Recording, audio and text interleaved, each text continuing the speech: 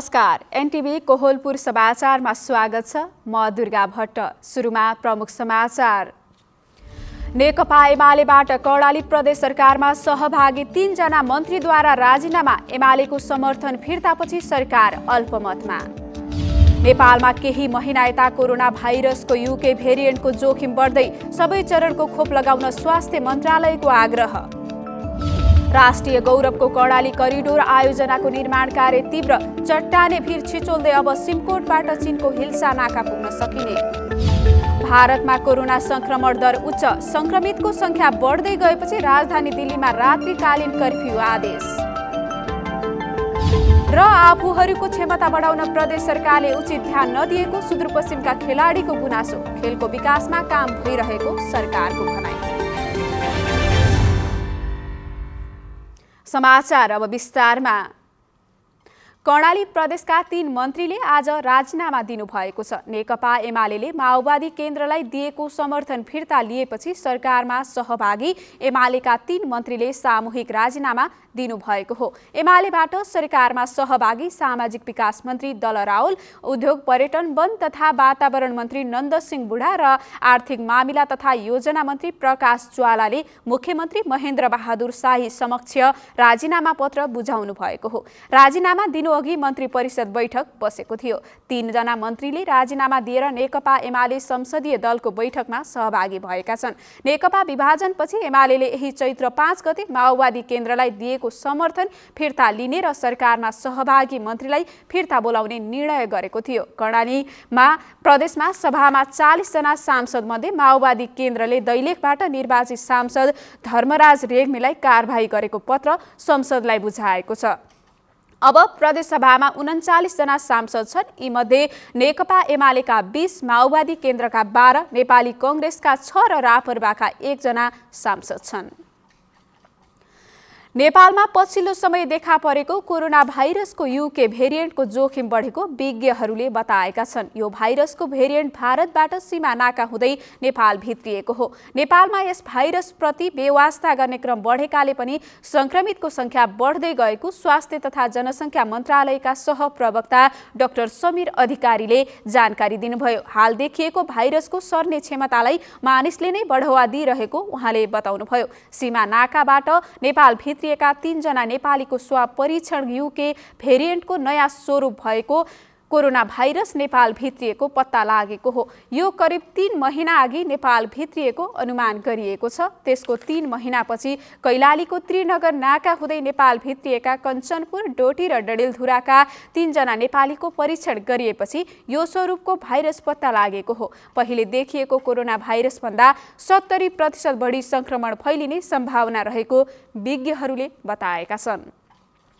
नेपालमा 9 वर्षको अवधिमा सबैभन्दा बढी यो वर्ष डढेलो लागेको तथ्याङ्कले देखाएको छ। राष्ट्रिय विपद जोखिम न्यूनीकरण तथा व्यवस्थापन प्राधिकरणले सार्वजनिक गरेको तथ्याङ्कमा 2069 कार्तिकदेखि हालसम्म 6415 डढेलोका घटना भएका छन्। प्राधिकरणका अनुसार 2069 सालमा 40 जिल्ला प्रभावित भएकोमा यो वर्षको कार्तिकदेखि चैत्रसम्मको 6 महिनामा 2713 वटा घटना भएका छन्। अबको 1.5 महिनासम्म नेपाल डढेलोको उच्च जोखिममा रहेको राष्ट्रिय विपद जोखिम न्यूनीकरण तथा व्यवस्थापन प्राधिकरणका डढेलो विज्ञ सुन्दर शर्माले बताउनुभयो। लामो समय पानी नपरेर खडेरी भएको स्थानमा लागेको डढेलो सहजै अन्यत्र सर्ने भएकाले आगलागीका घटनाहरू बढेको छ। वन डढेलो नियन्त्रण नहुँदासम्म वायु प्रदूषण कम हुने सम्भावना नरहेको विज्ञहरूले बताएका छन्। अघिल्लो साता वायु प्रदूषणको अवस्था हानिकारक भए पनि हल्का वर्षापछि केही सुधार आएको थियो। बाक्लो तुवालोका कारण हुम्लाका हवाई उडान प्रभावित भएको छ। तुवालोका कारण सिमकोट विमानस्थलबाट सुर्खेत तथा नेपालगञ्ज हवाई उडान हुन नसकेको हो। बिहानदेखि नै नेपालगञ्ज र सुर्खेत विमानस्थल क्षेत्रमा बाक्लो तुवालो लागेपछि हुम्लामा कुनै पनि उडान हुन नसकेको नागरिक उड्डयन प्राधिकरण सिमकोट शाखाका प्रबन्धक मोहन गिरीले जानकारी दिनुभयो। विमानस्थलको भिजिबिलिटी 5 किलोमिटर हुनुपर्ने भए पनि तुवालोका कारण 3 किलोमिटर मात्रै भिजिबिलिटी भएपछि उडान हुन नसकेको उहाँको भनाइ छ। अहिले नेपालगञ्जमा तुवालो हटेको भए पनि सिमकोटमा तीव्र हावाका कारण कुनै पनि उडान हुन नसकेको हो। हवाई सेवा प्रभावित भएपछि नेपालगञ्ज र सुर्खेतबाट हुम्ला पुग्ने यात्रु अलपत्र परेका छन्। दैनिक उपभोग्य सामग्री तथा अन्य विकास निर्माणका सामग्री ढुवानी गर्न समस्या भएको छ। नेपालभर बढेको वायु प्रदूषण अझै हटेको छैन। वायु प्रदूषणका कारण जनजीवनमा समेत प्रत्यक्ष असर परिरहेको छ। यसै सन्दर्भमा आज हामीले वायु प्रदूषणबाट जोगिन के गरिरहनु भएको छ भनेर बाँकेका केही नागरिकलाई सोधेका छौं। हेरौं आजको आवाजमा।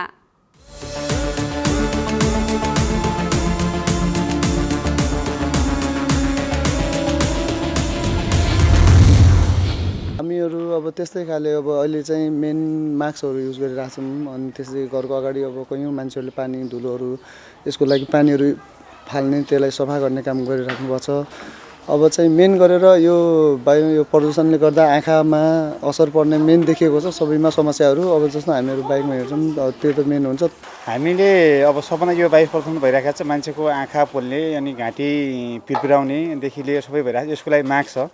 त्यसपछि गएर सबभन्दा पहिले के भन्छ, सरकारले चाहिँ यसको विषयमा गम्भीरतापूर्वक लिनु पर्यो। त्यो सँगसँगै हामीले यसमा हामी आफैले पनि यो मानवीय हिसाबले पनि हामीले पनि आफैले आफ्नो स्वास्थ्यको लागि आफैले पनि ख्याल गरेर हिँड्नुपर्छ। हामी त अब दिनभरि यतै काम गर्छौँ, बाहिर खासै जान्नौँ। बाहिर गएपछि तपाईँको मास्क लगाएर जान्छन्। अब खासै यो हामीलाई बाहिर बिहानको समयमा बाहिर ननिस्किने हो भनेको त है, अब त्यो पुग्दैन। हामी चाहिँ मास्क अनि चस्माहरू लगाएर अलिकति सेफ, धेरै खुल्ला ठाउँमा नहिँडेर त्यही सेफ तरिकाले आफूलाई त्यस्तै बस्नु त अरू त खासै केही छैन। बच्चाबच्चीहरूलाई अब बाहिर यसरी खुल्ला ठाउँमा खेल्न नदिने, घरभित्रै राख्ने। अनि अब विद्यालय पनि एक हप्ता त बन्दै भयो क्यारे, अब सुरु भएको छ। त्यो पनि अब सुरक्षा मास्कहरू लगाएर अनि सुरक्षित तरिकाबाट स्कुल पठाउने। अहिले एक हप्ता जति भयो होइन। अब प्रदूषण अब अहिले झन् पहिलाभन्दा झन् एकदमै बढिरहेछ अहिले। अब यसको अब आँखामा विभिन्न समस्या, अब स्वास्थ्यमा समस्या एकदमै आइरहेछ। अब यस्तो अवस्थामा अब घरबाट निस्किँदा मास्क, अब हातमा सेनिटाइजरहरू, अब घरमा अब बाहिरबाट कहीँ घरमा आछ भने अब साबुन पाल्ने, राम्रोसँग हात धुने, अब फेसहरू राम्रोसँग मुख धुने होइन। अब यस्तो गर्नाले अब केही जोगिन सकिन्छ। अब बच्चाहरूलाई पनि अब झटपट यसरी अब झट कहीँ निस्किनु छ भने पनि मास्कको प्रयोगले राम्रोसँग अब घरबाट बच्चाहरूलाई सेफ्टी तरिकाले निकालिदिने। अब म चस्मा खाली गरिदिनु सर, अनि यो मास्क खाली गरिदिनु। घरबाट आवश्यकता अनुसार मात्रै बाहिर निक्लिन्छु, नत्र घरभित्र अलिक धेरै जस्तो बस्छु। अरूलाई पनि त्यही सम्झाएको छु मैले। आफ्नो बालबालिकालाई पनि भनिरहेको छु, घरदेखि बाहिर ननिस्किने, मास्क लगाउने, चस्मा लगाउने, धुलो धुइरोमा नखेल्ने, धुलो धुइमा नजाने, घरबाट बाहिर अलिक हिसाबतिर निक्लिने भनेर त्यस्तै सम्झाइरहेको छु। अब सकेसकभर काम नपरेसम्म, इमर्जेन्सी काम नपरेसम्म घरबाट बाहिर निस्कनै पर्यो भने पनि मास्क लगाएर, चस्मा लगाएर, आँखामा अब फुल कपडा लगाएर हिँड्ने। कसैसँग छोइछाइ भयो भने होइन, अब त्यस्तो भयो भने सेनिटाइजरको प्रयोग गर्ने। सकेसकभर बाहिर ननिस्कने, धुलो धुवामा नहिँड्ने धेरै। अब खानामा राम्रो चिजहरू खाने होइन, अब त्यो रोगसँग लड्ने क्षमता प्रदान गर्ने चिजहरू खाने।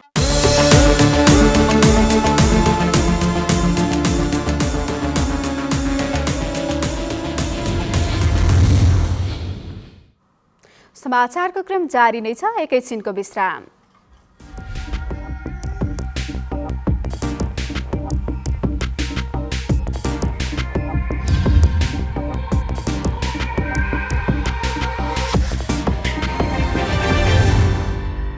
लगानी सम्मेलन 2078 सम्बन्धी सूचना। प्रदेश सरकार मन्त्री परिषदको 2077 माघ 29 गतेको निर्णय अनुसार लुम्बिनी प्रदेश सरकारले आगामी 2078 साल जेठ महिनाको 6 र 7 गते लगानी सम्मेलन आयोजना गर्न लागेको छ। उक्त सम्मेलनमा निजी क्षेत्रबाट लगानी योग्य आयोजना प्रस्तुत गर्ने कार्यक्रम रहेकाले सहभागी हुन इच्छुक महानुभावहरूलाई आर्थिक मामिला तथा योजना मन्त्रालय बुटोलमा रहेको सचिवालयमा सम्पर्क गर्न हुन अनुरोध गरिएको छ। प्रचार प्रसार समिति लगानी सम्मेलन 2078 लुम्बिनी प्रदेश। विश्रामपछि समाचारमा पुनः स्वागत छ। अब बाँकी समाचार। राष्ट्रिय गौरवको आयोजना अन्तर्गतको कर्णाली करिडोर निर्माण तीव्र रूपमा भइरहेको छ। केही महिनादेखि ब्लास्टिङ सामग्रीको अभाव भएका कारण सडक निर्माणको ट्र्याक खोल्ने कार्य प्रभावित भएको थियो। चैतको पहिलो हप्ता नेपाली सेनाको सहयोगमा ब्लास्टिङ सामग्री सिमीकोट पुर्याएपछि धेरै महिनादेखि रोकिएको निर्माण कार्य सुरु भएको सिमीकोट हिल्सा सडक योजना प्रमुख विसुन दास लामाले बताउनुभयो। सिमीकोट हिल्सा सडक खण्डमा च्याछरा चट्टान भिर तथा सडकमा रहेका विभिन्न चेनेजका कडा चट्टानहरू फुटाउने कार्य तीव्र गतिमा भइरहेको छ। 2 महिनाभित्र यस खण्डको ब्रेक थ्रु भई सिमकोटदेखि चीनको नाका हिल्सासम्म 95 किलोमिटर सडक मार्ग सजिलै यात्रा गर्न सकिनेछ। सिमीकोट सलिसल्ला खण्डमा रहेको सलिसल्लाको भिर ब्रेकर गरी 1 महिना लगाएर फुटाइसकेको हुँदा हुम्लाको चङ्खेली गाउँपालिका हुँदै 12 किलोमिटर ट्र्याक सडक सर्केगाड गाउँपालिकाको दुल्ली कुनासम्म खुलिसकेको र ट्र्याक्टर समेत पुगिसकेको छ।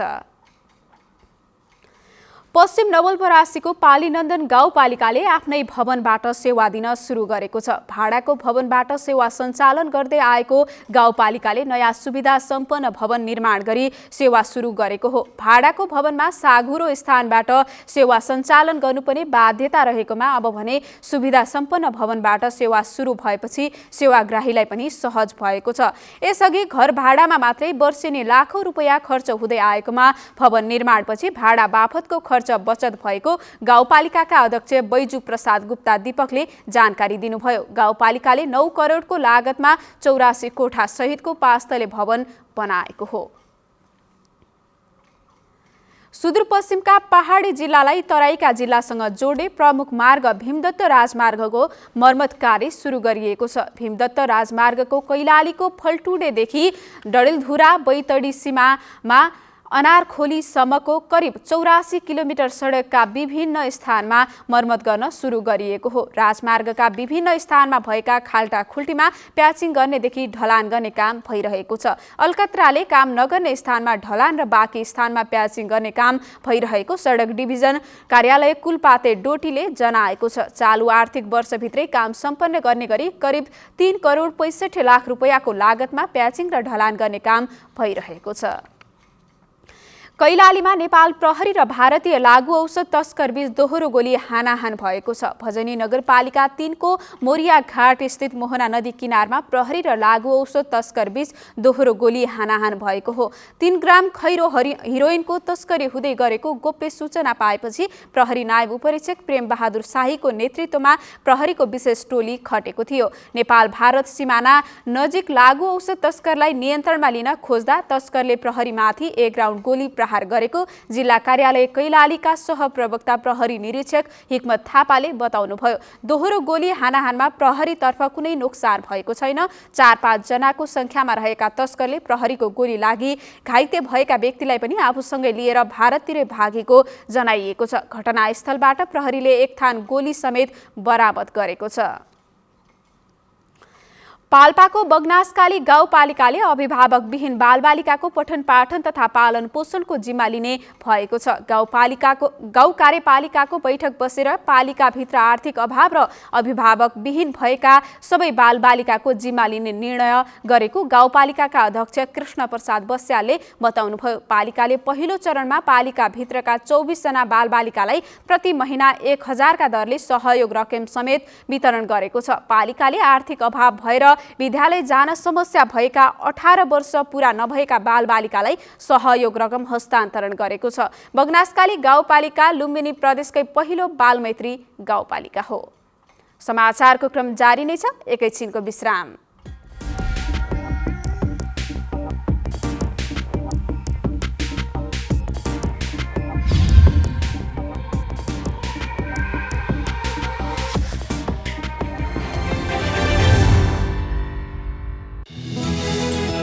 धार्मिक, पुरातात्विक, ऐतिहासिक र प्राकृतिक सम्पदाले भरिपूर्ण अनि विभिन्न कला र संस्कृतिले भरिएको नेपाल।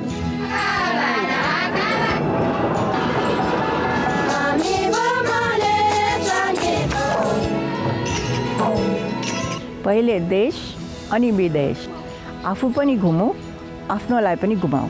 आन्तरिक पर्यटन प्रवर्धन गरौँ। आन्तरिक पर्यटन समृद्ध नेपालको बलियो आधार। सामाजिक सचेतनाका लागि नेपाल टेलिभिजन।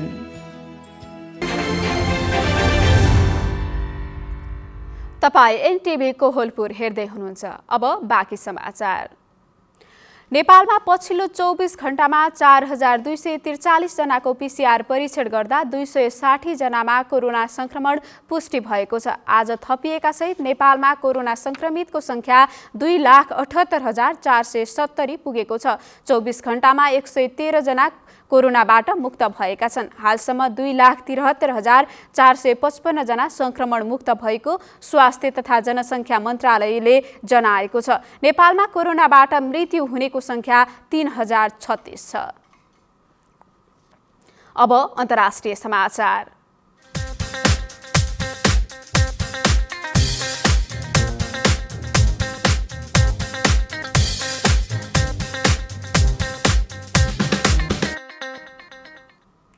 कोरोना भाइरसको संक्रमण दर बढ्दै गएपछि भारतको नयाँ दिल्ली सरकारले राति 10 बजेदेखि कर्फ्यू लगाउने भएको छ।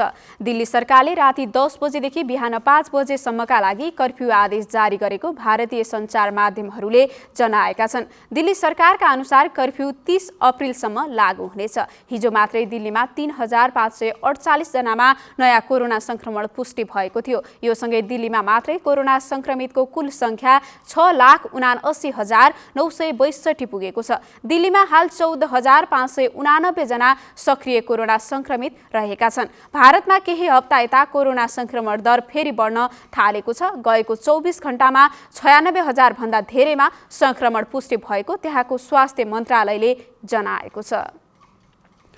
इन्डोनेसिया र इस्ट टिमोरमा केही दिन अघि आएको बाढी र पहिरोमा पनि मृत्यु हुनेको संख्या 150 भन्दा बढी पुगेको त्यहाँका सरकारी अधिकारीहरूले जनाएका छन्। यस बाढी र पहिरोका कारण अझै पनि दर्जनौं व्यक्ति हराइरहेका छन्। बाढीबाट इन्डोनेसिया र छिमेकमा पनि इस्ट टिमोर बढी प्रभावित भएका छन्। बाढीबाट इन्डोनेसियामा 130 र इस्ट टिमोर 27 जनाको मृत्यु भएको इन्डोनेसियाको विपद व्यवस्थापन निकायले जनाएको छ। इस्ट टिमोरको राजधानी डिलीको आवासीय क्षेत्रमा धेरै व्यक्तिको मृत्यु भएको बताइएको छ। इन्डोनेसियामा अझै पनि 70 भन्दा बढी व्यक्ति हराएका खोजी तथा उद्धार कार्यमा संलग्न टोलीले मंगलबार जानकारी दिएका छन्। बाढी पहिरोका कारण दर्जनौं घर सहित भौतिक संरचनामा क्षति पुगेको छ। स्थानीयहरूले बाढीले सार्वजनिक क्षेत्रमा पारेका सामग्रीहरू हटाउने प्रयास थालेका छन्।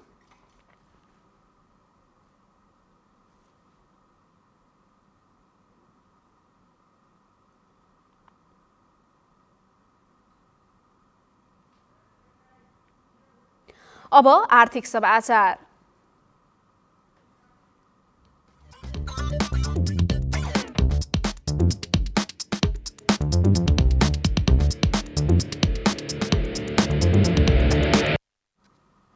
आज सुनको मूल्य प्रतितोला 300 रुपैयाँले बढेको छ। हिजो प्रतितोला 87,200 रुपैयाँमा कारोबार भएको छापावाल सुन आज 300 रुपैयाँले बढेर प्रतितोला 87,500 रुपैयाँमा कारोबार भएको छ। तेजाबी सुन पनि 300 रुपैयाँले नै बढेर प्रतितोला 87,050 रुपैयाँमा कारोबार भएको छ। यस्तै आज चाँदी भने स्थिर रहेको छ। चाँदी स्थिर रहँदै प्रतितोला 1,235 रुपैयाँमा कारोबार भएको नेपाल सुन चाँदी व्यवसायी महासंघले जनाएको छ। अब खेलकुद समाचार।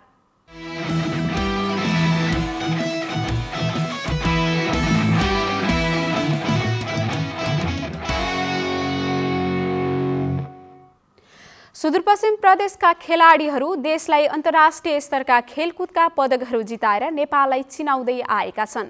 तर सुदूरपश्चिम प्रदेशका खेलाडीहरूले उनीहरूको क्षमता अभिवृद्धि र भविष्य सुनिश्चित गर्नेतर्फ पर्याप्त ध्यान दिन नसकेको गुनासो गरेका छन्। यता प्रदेश सरकारले भने खेल क्षेत्रमा उल्लेख्य काम गर्दै आइरहेको जनाएको छ। सुदूरपश्चिम प्रदेशमा खेल क्षेत्रको ठूलो सम्भावना रहेको छ। यस क्षेत्रका कतिपय खेलाडीले त अभावकै बीच पनि अन्तर्राष्ट्रिय स्तरका प्रतियोगितामा आफ्नो जित हासिल गरेर फर्किसकेका छन्। केही खेलहरूले अहिले निजी क्षेत्रबाट प्राथमिकता पाइरहेको भए पनि मार्शल आर्टका खेलहरूले कुनै पनि क्षेत्रबाट प्राथमिकता पाउन नसकेको गुनासो राष्ट्रिय तथा अन्तर्राष्ट्रिय खेलाडी संघ कैलालीका अध्यक्ष प्रकाश कुमार चन्दको रहेको छ। सरकारले खेल खेलेरै पनि व्यक्ति बाँच्न सक्छ भन्ने वातावरण तयार पार्नुपर्ने उहाँको भनाइ छ। जोड्न चाहे कि एउटा खेलाडी एउटा सीमित टाइमसम्म खेल्छ र खेलिसकेपछि रिटायर्ड लाइफमा चाहिँ के गर्ने भन्ने कुरा चाहिँ अन्यलता यहाँ नेपालमा चाहिँ छ।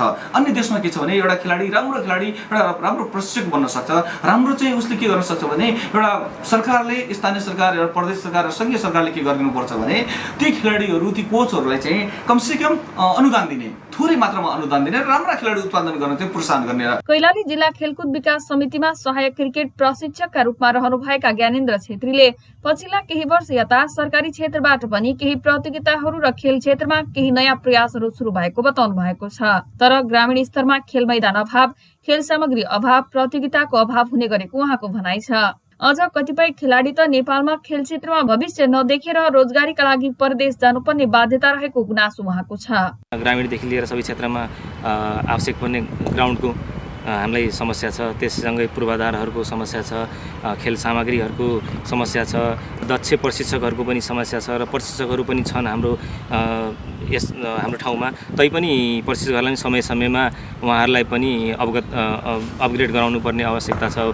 विभिन्न वैदेशिक प्रशिक्षणहरूदेखि लिएर अहिलेको नयाँ स्पोर्ट्स साइन्स जुन हाम्रो खेलकुदमा जुन छ त्यसमा पनि उहाँहरूलाई ढाल्नु एकदम जरुरी छ। प्रदेश सरकारले भने खेल क्षेत्रको विकासका लागि काम गर्दै आइरहेको दावी गरेको छ। सुदूरपश्चिम प्रदेश सामाजिक विकास मन्त्रालयका प्रवक्ता नरेन्द्र कार्की विभिन्न चाहिँ जिल्ला स्तरीय खेलकुद प्रतियोगिता सञ्चालन गर्ने, पारा खेलकुद प्रतियोगिता सञ्चालन गर्ने तथा अतिरिक्त क्रियाकलापहरू गर्ने, प्रदेश स्तरीय किसिमको यो राष्ट्रपति खेलकुद प्रतियोगिता गर्ने भन्ने जस्ता चाहिँ छन्। र विशेष गरेर ठुलो मेगाको हिसाबले हेर्ने हो भने एक निर्वाचन क्षेत्र, एक खेलकुद मैदानको अवधारणा चाहिँ हामीले ल्याएका चाहिँ छौँ। कैलालीको धनगढी क्रिकेटको सहरका नामले चिनिन्छ। देशमै ठूलो धनराशिको खप्तड गोल्ड कप धनगढीमै हुन्छ। तर सीमित रूपमा भइरहेका यी प्रतियोगिता र अवसरले अधिकांश खेलाडीलाई छुन नसकेको कतिपय खेल क्षेत्रका व्यक्तिहरूले बताएका छन्। गाउँघरमा बालबालिकाहरू खेल मैदान नहुँदा अतिरिक्त क्रियाकलापसम्म गर्नबाट वञ्चित हुनु परेको गुनासो उहाँहरूको रहेको छ। तीन तहकै सरकार मिलेर खेल क्षेत्रको विकासमा लाग्नुपर्ने र खेलकुदलाई व्यावसायिक रूपबाट अघि बढाउनु पर्नेमा खेल क्षेत्रका व्यक्तिहरूको जोड रहेको छ। निर्मला खडायत, नेपाल टेलिभिजन, सुदूरपश्चिम प्रदेश, कैलाली।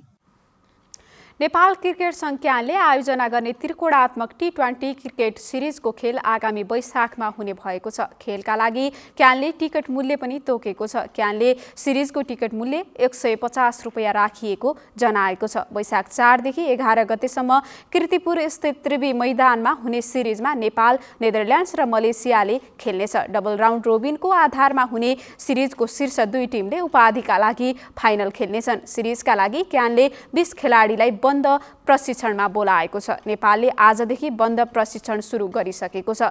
नेपाली टिम केही दिनपछि घोषणा हुनेछ। उत्तर कोरियाले यस वर्ष जापानमा आयोजना हुने 32औं ग्रीष्मकालीन टोकियो ओलम्पिकमा आफ्ना खेलाडीहरू नपठाउने घोषणा गरेको छ। उत्तर कोरियाली खेलकुद मन्त्रालयले कोरोना भाइरस महामारीका कारण उत्तर कोरियाली खेलाडीहरू टोकियो ओलम्पिकमा सहभागी नहुने जनाएको हो। टोकियो ओलम्पिक आगामी जुलाई महिनामा हुँदैछ। कोभिड-19 का कारण आफ्ना खेलाडीलाई सुरक्षित गर्न ओलम्पिकमा सहभागी नहुने उत्तर कोरियाको निर्णय खेलभन्दा पनि अन्य कारणले आएको हुन सक्ने विश्लेषकहरूले अनुमान गरेका छन्। अब मौसम।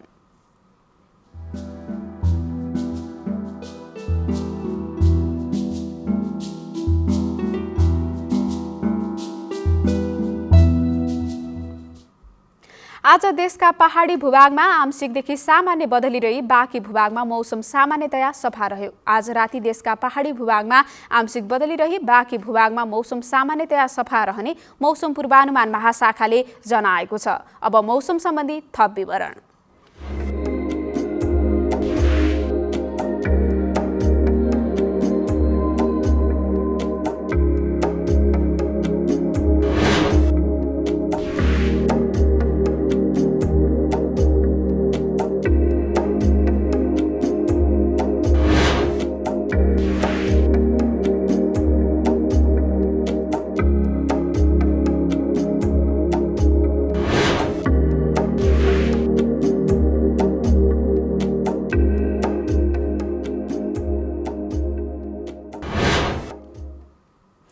समाचारको अन्त्यमा प्रमुख समाचार पुनः एकपटक।